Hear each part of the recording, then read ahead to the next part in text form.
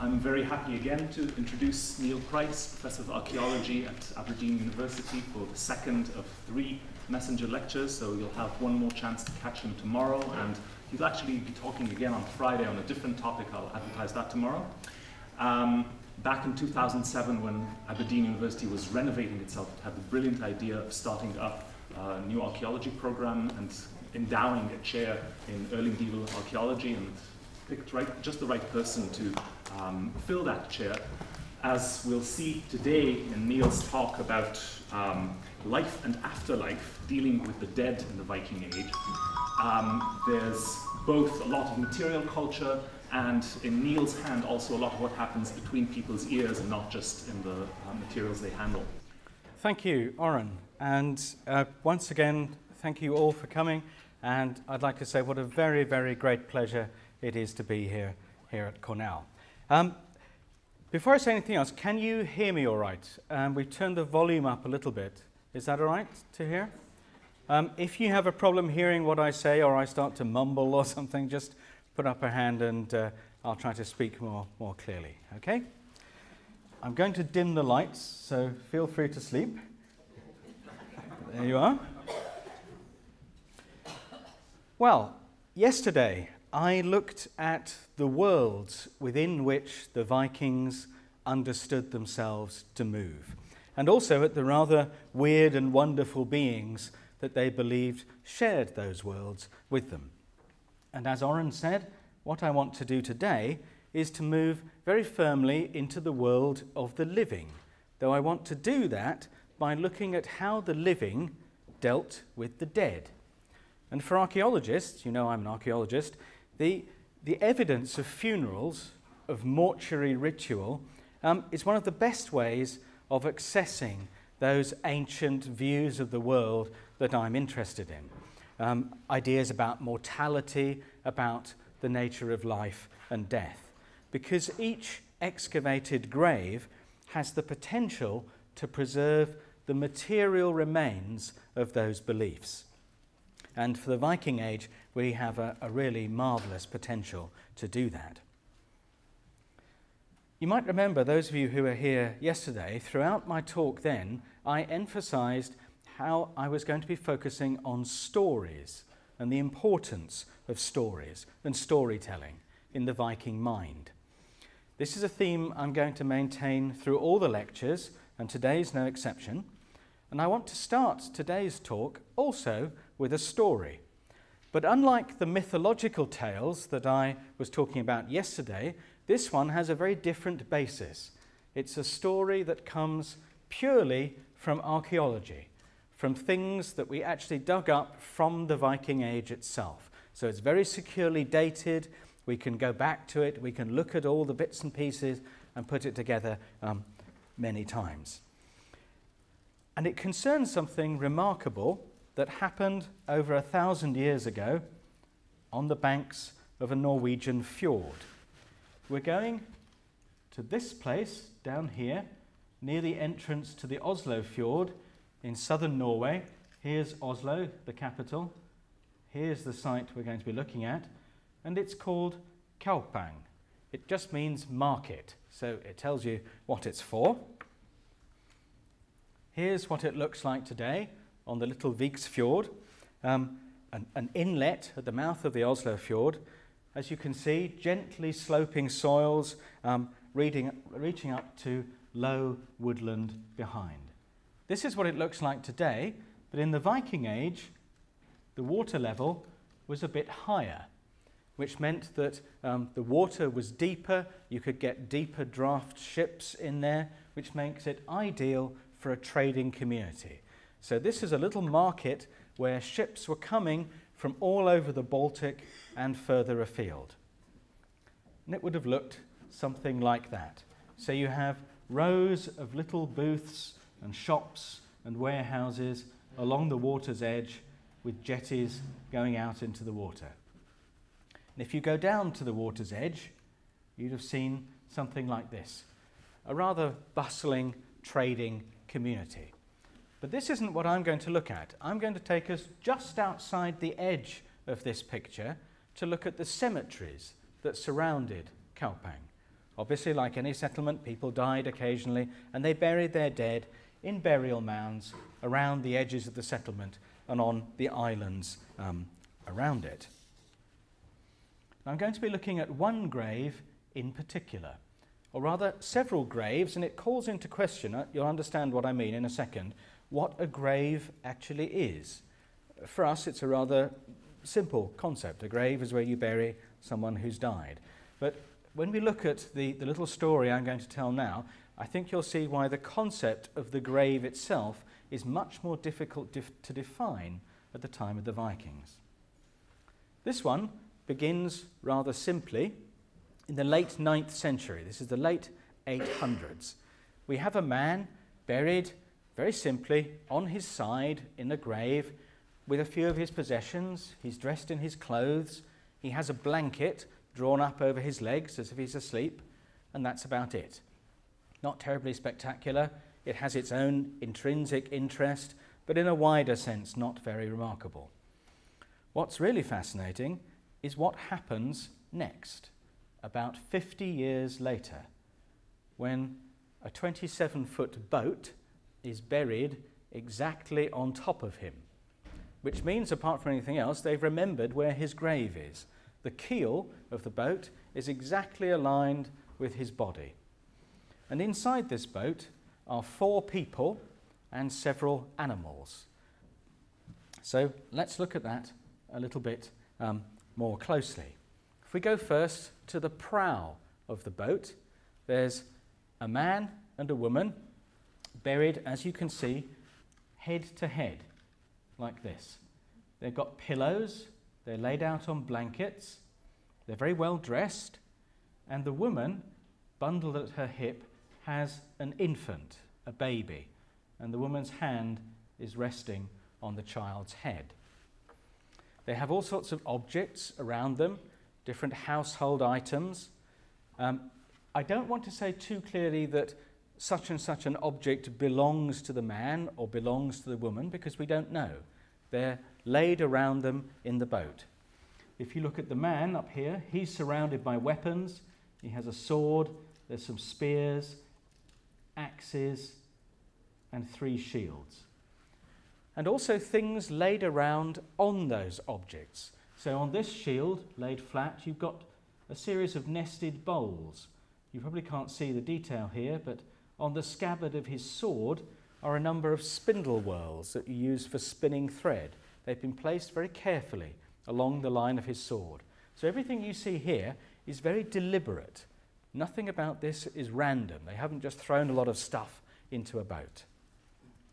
And then, if we move amidships to the centre of the boat, we find a horse that's been treated rather unfortunately. It's been decapitated and also dismembered, so they've taken off its limbs, and then they've tried to sort of reassemble it in roughly anatomical position. This was excavated quite a long time ago, in the 1950s, so the records are not that complete, but it seems there were other animals around as well, especially birds, though we don't know exactly where they are in the boat. But if we move towards the stern, just behind the horse, we have a dog. And the dog too has been very roughly treated. It's been, I'm sorry to be a bit gross about this, but the Viking Age is not for the squeamish, I'm afraid. So I hope you don't go pale or anything. But the dog has been kind of pulled apart. Its front legs are missing.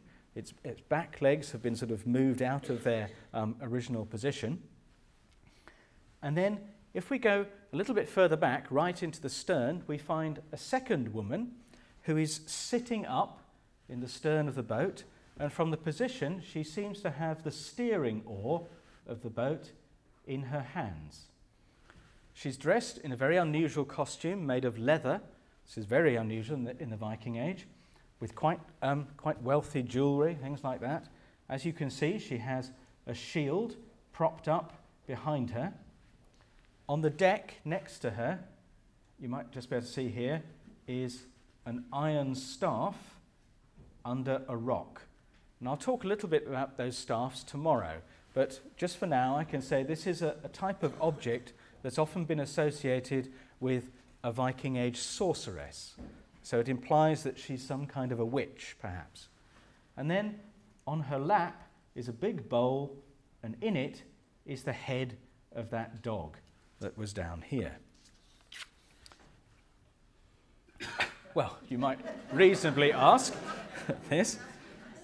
What on earth were they doing on the banks of a Norwegian fjord in the early 10th century? You have a burial of 4 people in a boat, itself placed on top of another grave a few decades old. We can ask, are the man and woman a couple with their child or not? What relationship do they have to the woman in the stern? How did they all come to die at the same time? Are we talking about some kind of illness or something more deliberate? Who owned all these things? Who owned the animals? Who owned the objects? Who owned the boat? And how much does that relate to the people in that grave and the people who made it? I think one thing is really certain, and that's that this does not resemble any kind of funeral that's familiar to us. And we'll be revisiting graves that look a little bit like this several times in this lecture. I said just now that the events leading up to the creation of this grave were remarkable. But in a way, what's really striking about them is that they're not really remarkable at all. In their uniqueness, they're in fact rather typical of the infinite diversity of Viking Age burial rituals. No 2 graves are the same, and I'll give you some examples of that in a second. When we move through the whole of, not only of Scandinavia, but that vast region that we looked at very briefly at the beginning yesterday, through which the Vikings moved, we find this enormous variation in burial ritual. Again, no 2 graves are the same. There are about 500,000 known graves from the Viking Age. We've excavated a few tens of thousands. I say we, yes, all the work I've done for years. No, this is over a very long period of time, lots of people, of course. But we've got about a few tens of thousands of excavated examples. And broadly speaking, they do fall into some basic patterns. With a few exceptions, the people of Viking Age Scandinavia either burned their dead, they cremated them, or they buried them in graves. There's some geographical patterning. In Sweden, we find almost only cremations. In Norway and Denmark, we find a mixture of cremations and inhumations. There are a few exceptions, but broadly speaking, that's what it looks like. But beyond those basic structures, that's where the variation begins. If we look at the exterior, the external appearance of the cremation graves, the most common form we find is the burial mound, the barrow, a big earthen mound piled up on top of the burned remains of the dead. And you'll see from these in Norway, they're very visible. You can't miss these things. You know where your dead are buried. They can be of varying size. The lowest ones are barely visible at all, sort of sticking this much above the ground. The very biggest are something like 3 times the height of this room. Very, very big indeed. You find them on their own, in small clusters, maybe sort of 10, 15 burials, and on a sliding scale, all the way up to cemeteries of thousands. This is the Swedish town of Birka. This is the area where the town is. This is the town cemetery. And in a bleak light in the snow, you can see all these mounds. If I could somehow expand this image on the same scale, the cemetery, if you follow the light, continues sort of like this. So thousands and thousands of graves.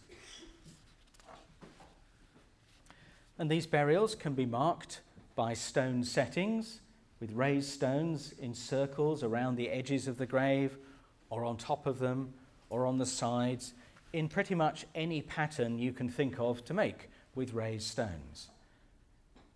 Some of them are very regular, like this. Others appear to have no discernible pattern at all. Lots and lots of different permutations. You also find single standing stones, like this one here, without any decoration, and others, like this on the Baltic island of Gotland, covered in carved pictures.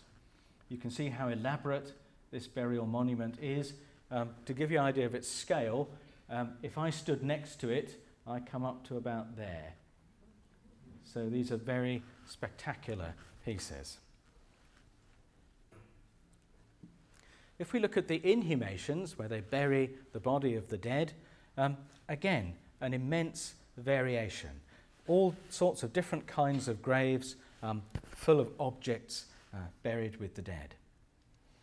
To give you some idea of how varied they can be, this is an example from Gotland. This is that island with the picture stone that I showed you just now. One might also reasonably ask what on earth is going on here. You have a very young man buried with his fingers clutching a spear, and I think we didn't quite dare to reconstruct it like this, but I think the spear might be in his throat. And laying over him is an old man with a stone on his feet, and the young man has a stone on his stomach. And you can make of that what you will, because we don't know.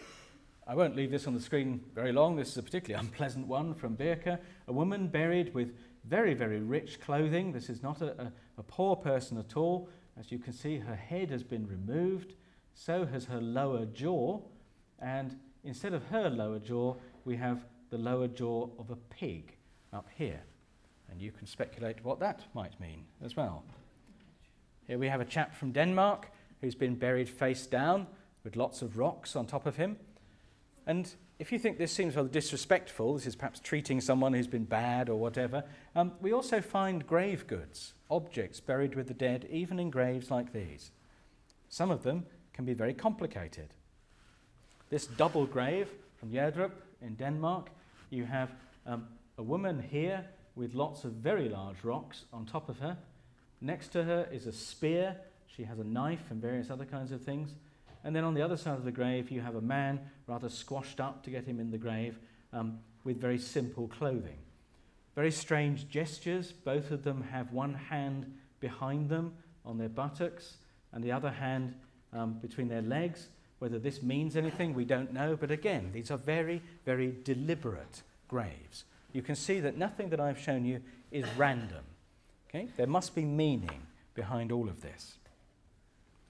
And we find the buried dead in all kinds of containers. They could just be laid in the grave, or wrapped in shrouds, or in coffins, or in boxes. You may find that strange. There's a number of really quite alarming graves from Gotland where you have people buried in a rather sort of relatively normal way. And then at the foot of the grave is a box about this big, and inside it is another person sort of folded up. I imagine it's a bit like packing your suitcase. Very odd. And sometimes in the bodies of wagons. This is what you see here. Wagons in the Viking Age, you could lift off the sort of cradle part that you loaded up with things, made it much easier to unload and load it again. So you can just lift it off the cradle of the wagon itself. And sometimes we find these wagon bodies used as coffins for women of very high status. So this woman is buried in one of those wagon bodies. You can see how curved it is here to take the cargo. We also find coffin boxes. That's a term that I've invented because I can't think of anything better. This is not actually a coffin. It's too big to carry, but it's something like a coffin that's constructed in the grave with a wooden floor and wooden walls. So much bigger than a normal coffin. And in this example, the woman in it is laid out as if she's asleep, in a bed with a pillow and blankets and lots of objects. And we can find something very similar made of stones. The same kind of idea. This is a variant we find in Norway where the dead person is laid out on mats of birch bark that have been unrolled and then the dead person laid out on them. But the same idea as those coffin boxes. Then we find chamber graves. These are quite literally underground wooden rooms. You can see they can be quite big. The very biggest ones, if one corner was here, they'd stretch something to about here maybe, in a square. It takes an awful lot of effort to make one of these. They're about 6-7 feet deep. You could get a lot into them. We find them mostly apparently dug in the summer. Very difficult to dig one of these in a Scandinavian winter. Though occasionally we find winter objects like crampons, you know, the things you put under your feet to stop you slipping, which implies that they were digging these in the winter as well. This reconstruction is rather bare because it focuses on things that have been found in an excavation, but when we do have exceptional preservation conditions, we find that these chambers can be completely full of things that normally decay because they're made of wood or leather or perishable items, including, of course, food. This gives you all you need to go wherever it is you're going. And in them, you can find the dead, again, in all kinds of body positions, just as we have with the inhumations. In this case, a woman laid out on her back with objects all around her. In some of the deeper chamber burials, rather common actually, we find the dead sitting in chairs. This is particularly common at that town that I showed you, the one under the snow with all the thousands of burial mounds. And in that case, the burials, always of women sitting in chairs, are positioned so that as they sit in the chair, they look out towards the centre of the town. So wherever they are around the edges of the settlement, they're looking back to the place they've come from. Lots of different kinds of things in these graves. This woman has a pile of blankets as a sort of footstool, dressed in all kinds of splendour. These particular women are both wearing dresses woven with gold and silver thread. They would have shimmered as they moved, very spectacular things. Then we can move to burials that you've certainly heard of, the famous ship and boat burials of the Vikings. The ones that we tend to focus on are the burials in ocean-going vessels, the great longships themselves. But actually we find people in any kind of vessel that would float. Small rowing boats like this, we find them in dugout log canoes, and sometimes in graves that are just shaped like boats, but don't have a boat in them. Other times we find bits of boats, just a few planks laid out along the side of a grave. It references a boat, but actually isn't one. And then we find things that just look like boats. Boats shaped out of standing stones, like this. And in them, these black dots here, we find spreads of cremated bone. They can be buried in the middle, round the edges, at the ends, outside, or just the stones themselves. So very complicated things. And some of these monuments are very spectacular indeed. Here you can see one on the cliff top in Skåne. This is the ship setting of Arla Stirna, and these little dots you can see here are people, which gives you an idea of how big this thing really is. This is the size of a real longship, one of the biggest. And what I've shown you here is really just the tip of the iceberg. There are many, many others, but I've given you the basic outer forms of the burials. So we've looked at perhaps, about a dozen different kinds of burials. What gets really interesting is when you go inside them and see exactly what is in each chamber grave, or each burial mound, or each boat, or whatever. Exactly what are they doing for this grave? What I'm putting on the screen now is one of those pieces of work that's very simple to present. It's just a map. But the amount of effort that's gone into creating this is absolutely vast. It's the work of an archaeologist called Johan Kalmar, who has gone through the museum archives of every museum in Scandinavia, describing the details of the burial rites from the Viking Age and mapping them. And what you see in this map, every dot on there, and if we could zoom in on these particularly dense areas of settlements, the dots start to separate out. Every dot represents a different burial custom. In other words, this variation is absolutely total. This map pretty much represents the settlement pattern of Viking Age Scandinavia, focusing on the arable soils, the rivers, and so on. So you have this regional and local variation down to the level of individual villages, and even within that to individual graves. tremendously varied. And of course, the main question is, what does that mean? One of the difficult things about this is the way in which archaeologists have tried to approach this question. Traditionally, we've been analysing burials as collections of things. You've seen all those reconstructions that I showed you. The graves don't just have dead people in them, they're full of objects. And we call them grave goods, the things that have, the cargo that's been sent off into the next world, perhaps with the dead person. And traditionally, we find archaeological reports that describe graves in terms of dead woman, perhaps with, and then a list of objects. She's got one of these, 3 of those, and so on, which is all very well, but when you think back to those illustrations I've told you, it tells you very little indeed about what they actually did at that funeral. Because what you really need to get to is the and I've put inverted commas around them, the rituals, the ceremonies that accompanied all of that. That's what we're really interested in. What went on at a Viking funeral? How did those things that we see in the graves come to look the way they did? In other words, as sequences of actions. And when you go into the archaeology in detail, you can often get that sequence. You can see which things are on top of other things. If you have something particularly large, it has to be put in rather either very early or very late. You can trace sequences. You can start to map out what is going on. So if you combine the two, then you can start to get back to what is really going on inside those graves. And I'd also just stress a little bit, the reason why I've shown you so many reconstructions, and I'll show you some more as well, is that really that's what we're trying to get back to.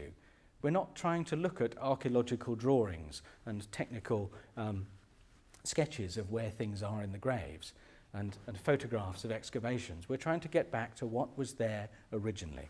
I will show you some excavation pictures, but it's this original aspect of the burials that we're trying to get to. So that's a brief look at, an initial look at the archaeology. Do we have any other ways of finding out what actually went on at a Viking funeral? And the answer is yes, we do. We're fortunate in having an absolutely unique eyewitness description of a Viking burial. Those of you who've worked with medieval studies in any form will be very familiar with this, but even for people who've read this before, I hope to be able to add something to it. For some of you, this may be completely unfamiliar. What we're dealing with is this man, Ahmad ibn Fadlan, who was a soldier sent as part of a diplomatic mission from the Caliph in Baghdad. And he was sent very far to the north to the town of Bulgar, which is on the Volga River. It's at the point where the Volga bends as it turns into the steppe. And I'll show you a map in a second. And this was a mission sent out on partly diplomatic, partly religious grounds, the kind of mission that we can recognize from today's diplomacy, actually. He's essentially trying to reach trade agreements with this power up in the north. While he was there, in 922, he meets a group of merchants from Scandinavia who've come from the west and the north to trade, because they're also interested in the mercantile possibilities of this place, Bulgar. Ibn Fadlan gets to know these people. He shares their food, he's inside their buildings, he spends a lot of time with them. And one of the things he does is write a sort of report on his mission in a document called the Risala, which you see down here, and this is why we know about it. The Risala has become famous today and very important for Viking specialists because of an event that happened while Ibn Fadlan was with the Scandinavians on the Volga. One of their chieftains died, and he writes, "I'd heard that the funerals of these men are very spectacular, so I decided to have a look," and we're very glad that he did.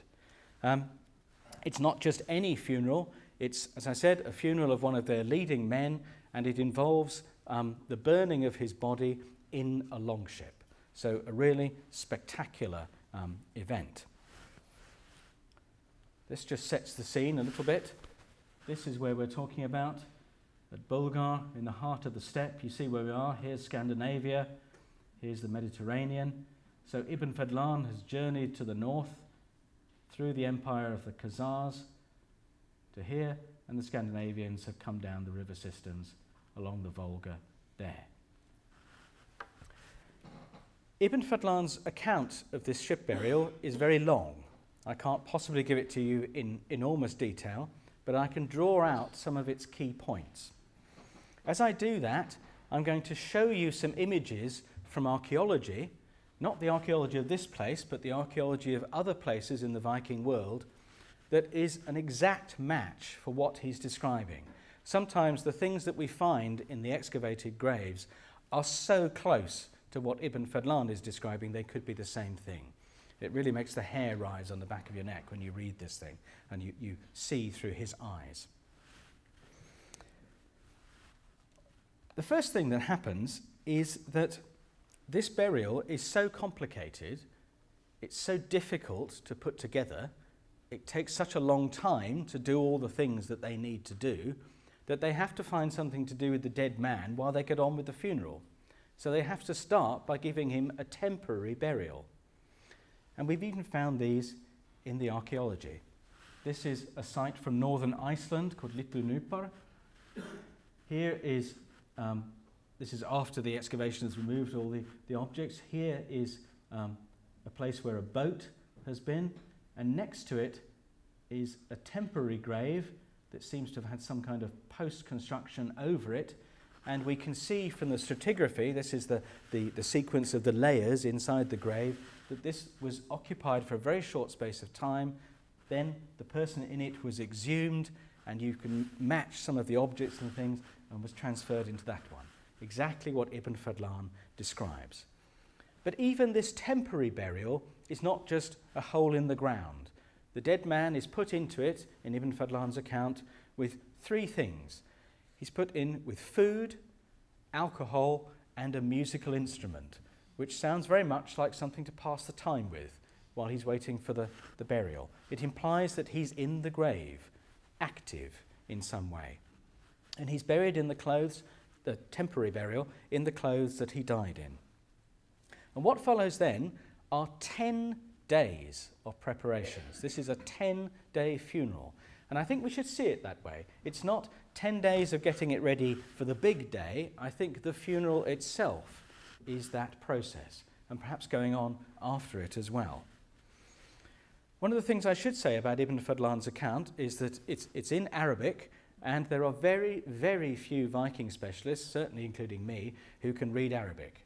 None of us can do it, really. So we're very much reliant on sort of second-hand translations. In the last couple of years, though, there's been a renewed attempt to get to grips with Ibn Fadlan's text, and it's brought out a lot of details, very precise wordings that he uses that I think give us some really remarkable insights into what he saw. One of the things that is happening in these 10 days of the funeral is the manufacture of special clothes for the dead man to be buried in. And the implications of this are quite alarming for archaeologists, because we tend to reconstruct the life of the Vikings from the stuff that's in their graves. But if that stuff is made to go in the graves, well, that's a bit worrying, isn't it? But it also tells us something about what they're doing for the burial. And what you see here are two reconstructions, very accurate as far as we know, and rather magnificent, of the high-status male clothing that's come out of graves. The one on the left is from a ship grave at Vendel in Sweden, and the one on the right is from a big chamber grave at Mammon in Denmark. So, one of the things that Ibn Fadlan says is that they spend a third of the dead man's money on making these special clothes. And the quality of the clothing that he describes in great detail, the furs, the gold, and so on. We're talking about someone being buried in the cost of a farm or more. This is not everyday wear. It's an enormous investment. It's important what these guys are dressed in as they go into the grave. Another third of the dead man's money is spent on alcohol. And when you imagine that this man is one of the leading men of his community, that's a lot of alcohol. We find drinking horns and glasses in the graves. These are actually examples from England, mainly because the ones we got from Scandinavia are not particularly photogenic, I'm afraid, but never mind. We find buckets with traces of mead inside, up to 200 litres. I'm afraid I don't know what that is in gallons. It's about 400 pints, something like that, 300 pints. It's a lot, anyway. There's a lot of alcohol in these graves. And this isn't... there's a kind of stereotype that's attached to Ibn Fadlan here. A lot of people have interpreted his description as a party, and then linked that to the cliches of the Vikings. Here they are, these serious Viking raiders up for a good time that we'd expect. And it's not like that. His description, when you get into it in detail, is actually rather uncomfortable. People are drinking and drinking and drinking for 10 days. He says sometimes people die from drinking at these funerals. This is not about enjoying yourself. These are people getting into a distinctly different frame of mind. And one of the things that is very rarely considered when we look at the archaeology, we kind of assume that these things are created by people who are sober. And that may not have been the case at all. This may have been part of what a Viking funeral was. So, a third of his wealth spent on this. And throughout these 10 days of preparations, everybody is drinking, everybody is eating, and it seems that very large numbers of people are having sex as well. Ibn Fadlan mentions this with a degree of scandal. The whole community is involved in this funeral. At the same time, one of the dead man's slaves volunteers, and we don't know to what degree this really is volunteering, but she supposedly volunteers to be sacrificed at his funeral and accompany him into the next world. And all the while this is going on, the dead man's ship is being prepared for burning. It's been drawn up onto the beach on a huge pile of logs. This is one that obviously wasn't burnt, from Oseberg in Norway. Some of you have asked me about the picture that I've got as a title page at the beginning of the lectures. That's a reconstruction of this boat as it was buried, but I'll talk about that tomorrow. Never mind. But this is the kind of ship we're talking about. And they prepare it for burning. Ibn Fadlan goes on to say that the man is placed in a special chamber, like a room, built in the middle of the boat. And here's one from another ship burial. This was excavated at the beginning of the 20th century. You can see it's an old photograph. And you can see the gunwales of the boat here, and then this wall there and there, making this chamber in the middle of the boat. And Ibn Fadlan has this wonderful description. It really is an eyewitness account. He says it looked like a tent made of wood.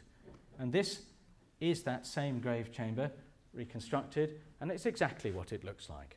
And we even know what Viking tents looked like because there were some in this grave. These are their tent poles. There's a pair of these at either end. You mount these with a wooden frame at the base and then put canvas on top, and it would have looked exactly like that. In other words, exactly as Ibn Fadlan describes. The dead man is then placed sitting up on a bench surrounded by cushions. I think he might be asleep, actually. We're accustomed to lying down when we go to sleep. The Vikings sat up in bed. Their beds are very short, measure from this side of the lectern to perhaps about here. You sit up in bed with lots and lots of cushions behind you and go to sleep like that. So when Ibn Fadlan says that he sits inside here, I think he might be asleep. At this point, they also start to fill up the chamber and the decks of the ship around it with objects. I don't have time to go into them all now, but it's the dead man's weapons, it's food, lots of other kinds of things. In a very precise sequence. First they do this, then they bring that. Then they bring things that smell nice. Then they bring flowers. Then they bring food. Then they bring drink, and on and on and on. And while they're doing this, people are singing and moving around and chanting. And frustratingly for us, Ibn Fadlan says, I have no idea what was going on. Damn. Also at this time, This is where it gets gross again, I'm afraid, forgive me. Large numbers of animals are being killed in very precise ways. This is a reconstruction of a ship burial excavated from Ladby in Denmark. In Ibn Fadlan, they kill 2 horses in a very particular way. They run them until they're blown and lathered and covered in sweat and tired. And then he says 2 men attack them with swords. And this is often translated with the words for slaughtering animals, when you kill animals for food. But if you go to his Arabic in detail, he uses the words for fighting. In other words, this is not that kind of gesture. These guys are really hacking at these animals with swords. And I'm sorry to be gross again here, but I think it's important to bring in what we might call the audio visuals. You don't do this quietly or cleanly. So when we see these Viking ships reconstructed in the museums, they don't look as clean and tidy as that. Think of the blood, think of the smell, think of the flies, and all the rest of it. These are very, very dramatic, immediate events. And if we go to the archaeology, at some of those ship burials I just showed you, Oseberg, Gokstad, that's the one with the chamber. At Oseberg, there are 13 decapitated horses. Gokstad, there are 15 horses. You find in one of them there's a heap of 7 dogs. You can't do this to these animals in a way that is tidy. And if you start trying to decapitate one horse, the other 13 are going crazy. Yeah? These are not funerals as we would think of them today. Very, very dramatic. They also involve other animals. There's cows, horses I've mentioned, dogs. In Ibn Fadlan's account, birds are very important. They pull birds to pieces and then throw the pieces in different parts of the grave to one side of the ship and then the other side. Very, very complex actions. While this is going on, the slave woman that I mentioned who volunteered to be sacrificed is going round the tents of the men of the camp, and there are a lot of people here, and she's having sex with each of the men in turn. And again, this is not anything to do with any normal context that we might think of for that action.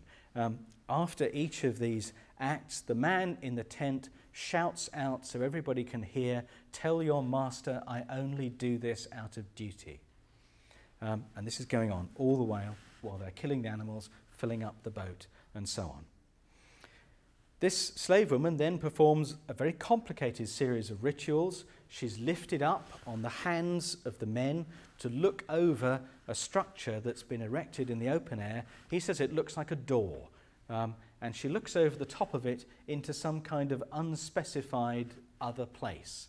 And she has visions and said, and when she's lifted up over the door, "I can see paradise. I can see my master. I can see my family." She talks about what she sees in this other world. Finally, she enters the ship by walking on a staircase made of the hands of the men. So they stand in a line with their hands like this. So she walks up their hands onto the deck of the ship.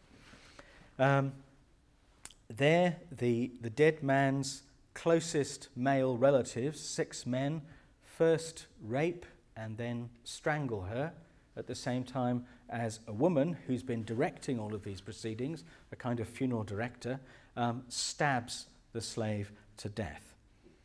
And this, again, is something we have in the archaeology. I'll just give you one example, but there are very many. On the Isle of Man, this is an offshore island to the west of England, we find in some ways rather typical burial of a young man surrounded by weapons, laid out in a grave with a mound over him. That's fairly normal. On top of the mound is the skeleton of a 20-year-old woman who has been killed with a blade strike to the back of the head. This is her skull. And her body is then covered with a very thick layer of cremated animal bone. This is a lot of animals. Several cows, several horses, dogs, and other things. So they're burning these animals somewhere else, and then covering her body with a layer of animal ash, and then sealing that inside another mound that encloses the first one. And we find several of these kinds of sacrificial killings or executions, or whatever you want to call them, in connection with Viking burials. A particularly odd and very unpleasant aspect of this, and again, these are the kinds of things we have to get into to reconstruct these funerals. As you can see, the very large piece of her skull that is missing here really is missing. They remove it from the grave. And then in other sites, I'm not making a connection between the two, but other places, for example, Ribe in Denmark, we find pieces of human skull from the back of the head that have presumably been carried away from somewhere else. This particular one has a hole drilled in it, so it can be suspended, perhaps as a pendant, and in runes has the name of Odin inscribed on it. So it gives you an idea of the reality behind what Ibn Fadlan is describing. To go back to his account, when the slave has been killed, the boat and its occupants and all this fabulously rich clothing and all the amazing things they put on this boat are set on fire. The process itself is very dramatic. Again, the closest male relative to the dead man approaches the boat backwards. He's completely naked. Ibn Fadlan says he takes great care to keep all the orifices of his body, his nose, his mouth, his ears, turned away from the boat. And as he's backing towards it, he covers his anus with his hand. In other words, I think he's afraid of something coming out of that boat and going into him. And as he approaches the boat, he then puts in the first torch, and when he's lit the pyre, then everybody else can approach it and it's somehow safe to do so. And they throw torches onto it. This, sorry to be flippant, this thing you see here, this is from a Viking festival that's held every year up in Scotland. We do this all the time in Scotland. But it also is linked to the archaeology. This, for example, is a reconstruction of the ship cremation from Myklebost in Norway, where a massive longship, bigger than any that we've excavated in any preserved way, was set on fire, and the remains of 54 shields have been found that were strung along its sides. A really enormous ship cremation. After that, finally, when the ashes get cold, as he says, they raise a mound over what's left, and they put a post in the top on which they carve the name of the dead man and the name of his ruler. And again, from the archaeology, we find post-constructions around graves. They're starting to come up more and more now. Other things here. This is the main grave. So it looks like in different parts of the Viking world, they're putting up freestanding posts or little shelters or roofs or even buildings around graves. So you get this constant emphasis on the grave as a place to go back to. And that's something that I'll talk about rather more tomorrow. And this whole 10-day process, as Ibn Fadlan describes it, is accompanied by music and singing and people coming to and fro from the grave. So I think by now you understand what I meant at the beginning by questioning what is a funeral, what is a grave in the Viking context. And I have to emphasize that what I've just told you is the brief version. Ibn Fadlan's account of the burial, this is a 19th century Polish attempt to reconstruct it with all the different things I told you about squashed into one, a bit sanitized, but there you are. This is one of these romantic visions of it. Ibn Fadlan's account is pretty laconic, and if I were to just simply read it to you, it would take pretty much the whole lecture, so enormously detailed. We know that Ibn Fadlan is describing the burial of an elite, someone important, someone with a lot of money to spend on their grave. And the burials of people like this are much easier and more accessible for us to interpret because they leave more things for us to think about than the kinds of burials you find for regular people. But even so, there are patterns to be discerned, there's information to be got from all of these graves. And in one way or another, they are telling us something. I think, this is a point I know I've repeated several times, but there is nothing random about these graves. You've seen it in the archaeology, in the reconstructions, in Ibn Fadlan's description. Very, very deliberate. They know what they're doing. So what we have when we look over the range of Viking burials is a finite repertoire of outer forms. And I've summarised those for you. Burial under mounds, in chambers, in boats, in those coffin boxes, as cremations, and so on. But within that, Viking funerals were almost infinitely varied. And when we're talking about tens of thousands of excavated examples, and presumably all the other ones that we haven't excavated, the big question, of course, is what does that mean? These are clearly complicated, intricate events. They last a long time. We have that from Ibn Fadlan's account, but also when we look at the archaeology, you simply can't do these things fast. And in some of the cases, you find environmental evidence that the bodies themselves have been sort of lying in state, we might say, for quite some time, certainly days after death, which implies, again, that these things are taking their time. So you have this variation within a finite range of forms, and very clear evidence, both archaeological and textual, for complicated events, complicated sequences of actions. What does that mean? Well, you know that all through yesterday's talk and today's, I've been emphasizing this idea of stories. And what I'd like to leave you with today is the suggestion that when we see these archaeological documented examples, when we see them reconstructed like this, when we look at the textual descriptions of people like Ibn Fadlan, and there are others, just not quite as detailed. There are also descriptions of burials from the Icelandic sagas, even some of the poems that we've mentioned yesterday. I'd like to put it to you that these funerals are themselves stories. There must be a narrative to all those actions, to all those sequences of events. We know that it must have meaning, and if it's a coherent, sequential meaning, I think they're telling a story. And this is a literally dramatised story. They're acting it out because they're doing it. This isn't a theme for a funeral, it is the funeral. And those stories presumably concern the dead. They presumably, I think probably rather more likely, concern the living, because it's the living who are making them. And that's the idea that I want to pursue a little bit tomorrow. And I also want to extend this to the individual in the Viking Age. I've been talking about a range of examples. I want to bring this down from the first lecture where we looked at the shape of the worlds, this lecture where we look at how people are dealing with the dead, to the final level of the individual person and their place in this Viking mind.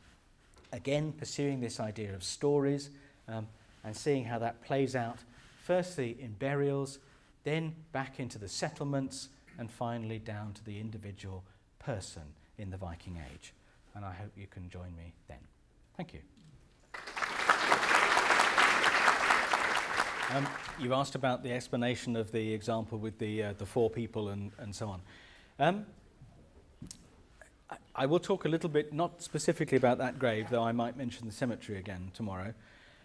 I think it's very hard to, this is prefiguring a little bit what I'm going to say tomorrow, but it's very hard to get a detailed answer to each individual grave. With a few exceptions, I don't think we're ever going to be able to do that. But I think we can get into the general ballpark of what they're talking about in those stories, what kind of things they're referring to, and particularly the idea of a continuing story from one grave to another within a cemetery and presumably within the community that created that cemetery. If you don't mind, I'm going to leave it there because that's what I'm going to talk about in tomorrow. Madam. What happened if the weather didn't permit these elaborate funerals when the person died? You asked me about what happens if weather impacts on the funerals and so on. The simple answer is we don't know. When we have seasonal weather, so winter conditions, there are some graves which are very roughly made well, they represent what happens if you try to dig in semi-frozen ground. You can't get straight lines and so on. The earth is fragmenting and so on. So we can see that evidence of weather conditions. And it certainly makes it more difficult. In some of the graves, the dead people and even the animals are fitted out for winter. I mentioned crampons earlier. Animals had them as well. So there's a special kind of crampon that fits on horses' hooves, for example. And you find these in the graves. It makes you wonder whether these are winter graves. Whether when they're bringing the animals up to the grave itself, they have to have the crampons so they don't slip and so on. Then again, it might be that it's cold where they're going. So that's another variable. In terms of more ordinary weather, rain and so on, we simply don't know. Anymore, think how rare it is that a funeral today is called off because of bad weather. It has to be really, really dreadful weather for a funeral to be cancelled, and I suspect the same is true here. One thing that I would like to mention is that when we see reconstruction drawings or films of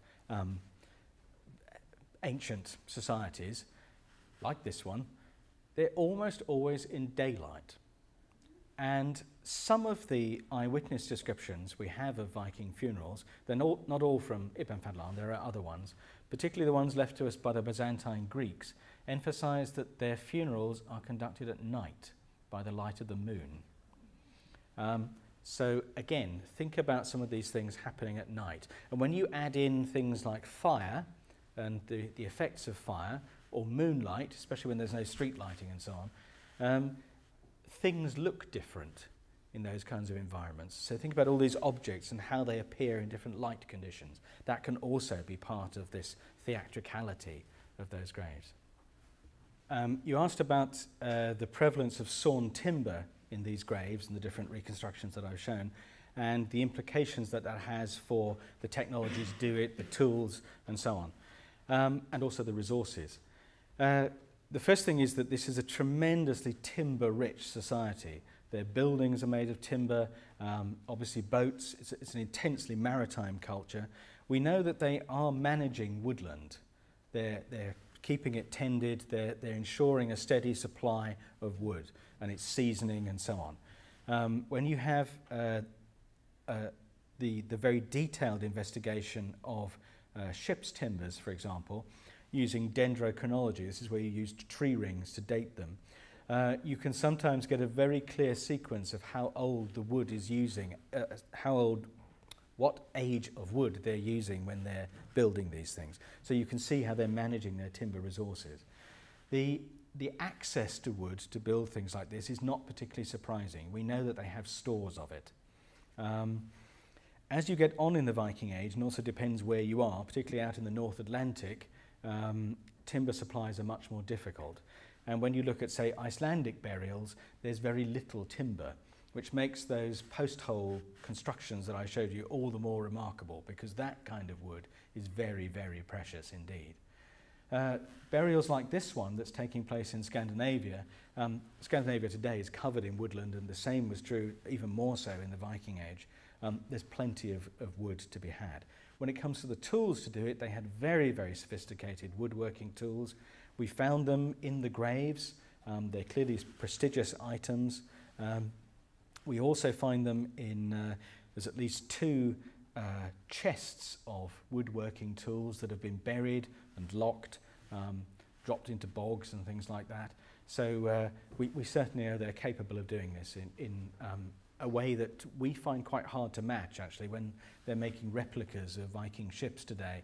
Really experienced shipwrights are learning how to do some of these techniques. They're really good. Iron and steel tools, or brass or bronze? Iron, yeah, with some steel as well. you asked me about whether each grave is deliberately made unique. I certainly think they're made personal for that person, this grave. There are elements of them, even beyond the forms like boat burial or chamber graves or whatever. There are elements of them that repeat from one grave to another. I'm going to talk about that tomorrow.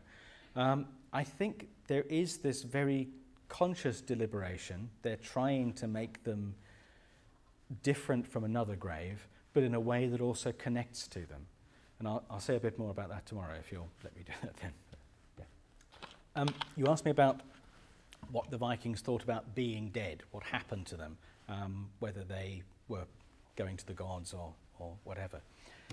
In terms of an afterlife, I imagine you've all heard of Valhalla, Odin's hall. I mentioned it briefly yesterday. There are several of these halls of the gods, and in the texts, some people go to the gods in their halls, particularly warriors. There is a world that appears to be for people who drown, a world under the sea. There are huge gaps in our textual knowledge of where people go. For example, we know nothing about where women go at all. And it's kind of assumed that they go to Freya or a kind of female equivalent of where the warriors go, but we don't know that. There's also this sort of nondescript underworld that I mentioned yesterday called Hel. Snorri, the Icelandic historian of the Middle Ages, who writes about this, sort of tries to persuade us that it's a very negative place. This is where you go if you die of old age, which is bad news. You're supposed to go out in a more spectacular way. This is where sort of ordinary people go and so on. But if you go into the sources that have really quite good connections with the Viking Age, especially the skaldic poetry and some of the mythological poems, there doesn't seem to be any sense that hell was a bad place. It's just a different place. And sometimes people that you would really, really expect to go to Odin, who followed him all their lives and so on, quite happily say, I'm getting ready to go to hell. And you think, why would they do that? Even when Odin's son, Balder, dies, he goes to hell, when you might expect him to go somewhere else. But all of that is a textual world. When you go to the archaeology, it's very hard to link that to those sort of textual afterlives. It does seem as if the dead are supposed to stay in their graves. We often hear about ship burials being a ship of the dead, so you take your ship and sail off into wherever it is you're going to sail to. At least one of the ship burials, the big one at Oseberg, it's actually this one that's reconstructed on the screen. The ship is moored in the grave. It's tied with massive hawsers to big rocks. They don't want that ship to go anywhere. There are also some saga descriptions of people walking outside at night, going past burial mounds, and the burial mounds are open, and they can see into them, and the dead are inside, sort of living in their mounds. Usually they're quite happy, they're singing or drinking and things like that. There's a lot of heroic poetry that also implies that the dead live in their graves. I'll be talking a little bit more about this tomorrow, but I think the archaeology is telling us that the grave is a new home for the dead. And they're certainly making the connection between the place where the dead people came from, where they lived, and where you put them when they're dead. They're still there. They're part of the community. But the detailed afterlife is quite difficult. There's a point I want to make about that, but it's a key part of what I want to say tomorrow, so I'll leave it till then, if that's okay. That's a long question. I hope I can summarize it. Basically asking whether, in addition to factors of wealth and so on, that there is a chronological dimension to these graves and the stories that they might represent, whether we can look for that in the archaeology and also apply cross-cultural comparisons to help us with that. I'm conscious I've said this several times today, but this bit about a chronological dimension is quite a large part of what I want to talk about tomorrow, if you'll forgive me waiting until then. But I would just say that yes, there is that time dimension, and I think it's quite important.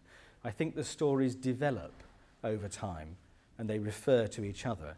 In terms of cross-cultural comparisons, People have used this from looking at mainly the role that, for example, fire plays in funeral rituals and things like that.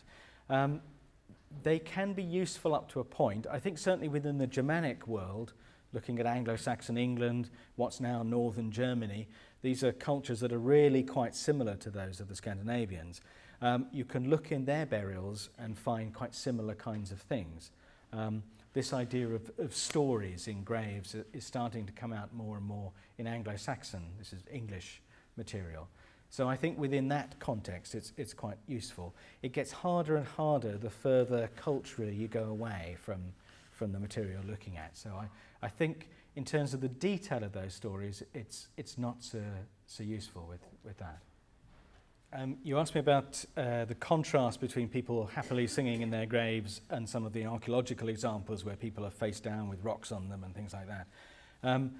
To spare your feelings, some of those examples were the nice versions. You should see the rest. They do very strange things to people in graves. I think there is certainly... It's very tempting to see things like the stone burials as showing contempt for the dead or fear of the dead, trying to keep them where they are, things like that. And that may be the case. Others of them, it seems to be more symbolic, so you get someone with a stone on their hand. What does that really mean, and so on. I think that there isn't a direct correlation between, for example, wealth and having a nice burial and sitting there drinking and laughing. There are poems in which you have really very important war leaders, for example, who are described as grumbling down there among the tree roots, and there's one with a tree root in his back and he can't sleep properly, things like that. So there's different kinds of elements of this, but some of that might be poetic license. I think that as with the beliefs that I talked about yesterday, there is regional and temporal variation. There's not a consistency in this. I think it's very hard to be broad-brushed about it, though that sort of almost infinite variety that I mentioned is a consistent variety, if you sort of mean, across Scandinavia. So I think that there are many different kinds of stories telling different things, and especially as I said, I'll develop this tomorrow, but I think these are to some extent community stories, and I wonder whether the different dead have different roles, different characters. So just as you think of any kind of mythological or story like that, you have good guys and bad guys and the villain and so on, and the bystanders, and I suspect that's going on as well. You asked about the extraction of iron from ore and whether they got this from imported material or local. Very much local. They certainly have this technology. There are big iron sources in Scandinavia. In fact, the ironworking industries are really very sophisticated. I mentioned the dwarfs yesterday and their role as smiths and so on. This kind of mystical aspect of the transformation of ore into metal. And if you don't know how to do it, if you start off with a lump of sort of bog iron or whatever and end up with a beautiful pattern welded sword, that's quite a magical transformation. And we find that the workshops of smiths, or smithies, are quite some distance from the main settlements, which might be simply practical because they use a lot of fire, and fire is not something you want in a wooden settlement, so keeping them at a safe distance. But I think there are also overtones of power and the ability to do that they're doing something very special. So they have the technology, but they regard it they know that it's difficult to do.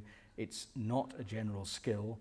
There's certainly, we find on the farmyards, they have small smithies that they're just doing very basic work, repairing your plough or whatever. But the fine metal work is quite rare, and you find it in specific places. So.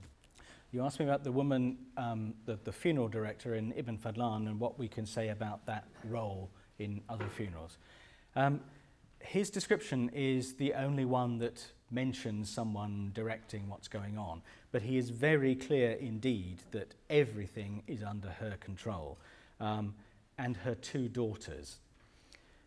He is filtering this not only through a language barrier, he has a translator with him, but also through a cultural barrier. The word he uses for this woman, he calls her the Malak al-Maut, which I don't speak Arabic, but it means the angel of death. This is a direct translation, and what we do with that is a bit of a game, but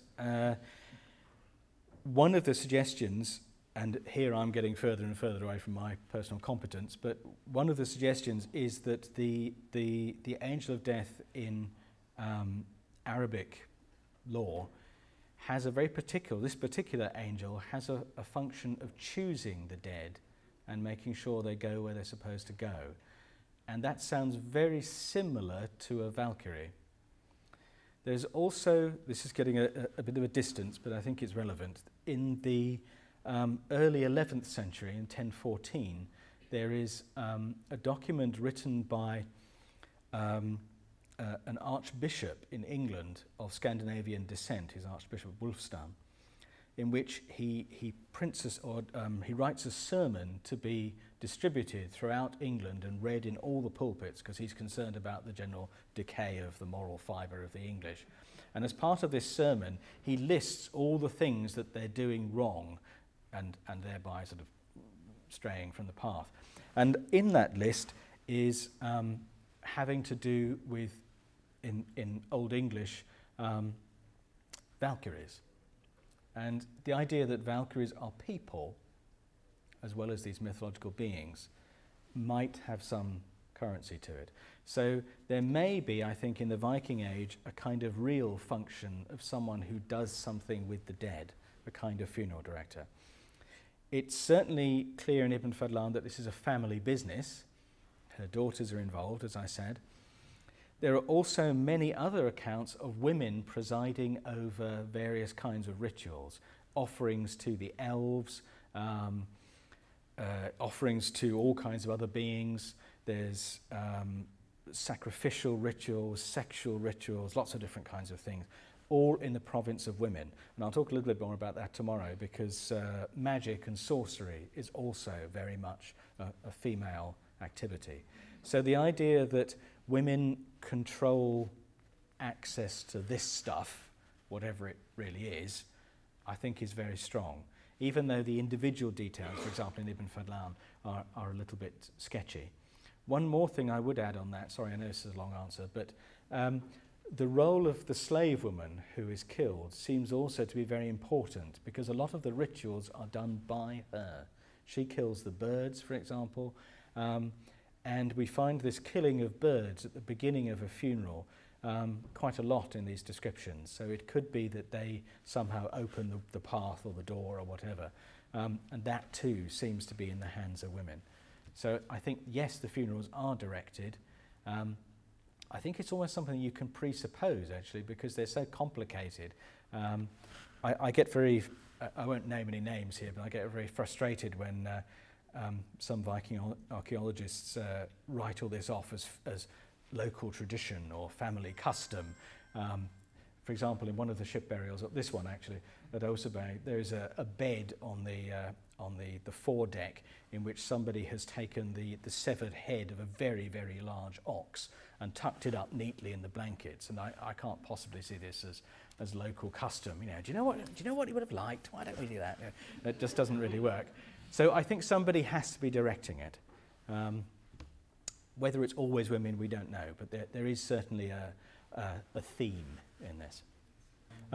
You asked about human sacrifice, essentially, people being killed deliberately to follow the dead, and what archaeological evidence we have for that, and also not necessarily violent death, but just other people present in the grave, as in some of the examples that I showed, and whether there's a temporal dimension to that. I think there's two separate things. On the one hand, we have multiple burial. There are lots of graves with several people in. The norm is one person. It's not uncommon with two. The 3 and 4 that I showed in the beginning is unusual, but not that strange. There is an extraordinary pair of ship burials that were excavated last year, actually in Estonia, that appears to be the remains of a Viking raid in which quite a few of the Scandinavians died, but enough of their friends survived in reasonable conditions to give them a spectacular funeral. There's one ship that has 7 men in it, sitting up on the benches in 3 pairs, with another one in the prow, and their arms around each other's shoulders. So you get strange sort of tableau like that. And there's a second ship burial in the same site where 36 men are in the prow of the ship, all with very serious battle injuries. I think that some of the how can I put it, the people buried in ways that don't look obviously violent, like the ones in that boat I showed you at the beginning, may well have been killed to accompany some of the others. I think we should be cautious about assuming who's accompanying who, because we just don't know. We also shouldn't rule out infectious disease. This is quite common, and if something gets into a household, it's not that surprising if it carries away several people. In terms of the violent killings, there are quite a number of these. There are decapitated individuals accompanying others. There are people who've clearly been hanged. There are people who've been tied up accompanying someone who hasn't been tied up. And we can discuss what they mean, but there's clearly an implication that somebody is being killed. So there's quite a few of those. There is there are a number of Arab accounts besides Ibn Fadlan that talk about the sacrifice of women to accompany men. This is all out in the east, but still concerning Scandinavians. Some of these are live burials, unfortunately, people sealed up in the grave with their husbands. So really quite a wide variation. There's also a type of burial which, I don't know whether you want to hear about this actually, but they're known as ritual trauma graves, for want of a better word, where the things going on are so bizarre. How do you interpret them? There's one from an English context where you have a person in the grave with a second individual with no head, and the head is not there at all. The person who has got a head, you can tell from, this is the unpleasant part I'm afraid, saw marks on the bone. They have removed the face by sawing like, oops, done something weird to my microphone, sorry, by sawing like this across the face, so you can sort of take it off. And then they've got somebody else's face, because the saw marks don't match. And is this the face of the person who doesn't have a head? Who knows? And then there's, in addition to these two, there's also an extra leg. It's just a leg. And we find this kind of thing quite widely. So that the boat burial I began with the 4 people, this is a cemetery of boat burials actually, and the boat burial next to it, the last thing they do before they put the mound on top is to sprinkle it with fingers and toes. And they're articulated, so they are fingers and toes, not bones. And what on earth does that mean? Is it a bring a toe funeral? I don't know. So and when you think of the what that does out in society, whose fingers and toes are they? And all the other kinds of things like that. It's a multivaried world of behaviour concerning people in addition to the primary dead person. I think that's how I'd put it. You asked whether the ships are made for burial. In a lot of the cases, the ones where the timbers don't survive, they survive in the form of the rivets in the grave. So the timbers have rotted away, so we know it's a ship, but don't really have any more information. We can't tell, quite simply. They are a boat in the grave. The ones where the timbers do survive, some of them have repairs that can be dated, so the ship has had quite a long life, so they're not made for the grave. Others of them seem to be made all in one go and have no signs of wear, so they might well be constructed for the funeral. And where we see, for example, in Ibn Fadlan, they are certainly making some things for the funeral. So one of the big questions around the boats are whether they are vehicles to take somebody wherever it is, or whether they might simply be the largest object. You know, we make a huge distinction between the brooch somebody's wearing and this magnificent longship, but maybe it's just another possession. So some of them could be made for the grave, some of them are definitely not. The ones that are made for the grave, which takes Or maybe, time, yeah. are the bodies embalmed in any way? You asked whether the bodies are embalmed in boats that have been made for the grave. Because it takes time. Yeah, it takes a lot of time, yes. The first thing is that we can't be certain that any of them are made for the grave. It's just that some are perhaps more likely to be than others because of the lack of repairs and things like that. There are several boat burials, particularly in Sweden, where the condition of the bones of the dead is different. The preservation of them is substantially different to the objects around them. Something has been done to the body to make it decay differently or react differently with the earth from the objects, which implies some kind of process. Whether it's intended to preserve the body, we don't know. Sometimes it seems to do the opposite, if that's what they wanted.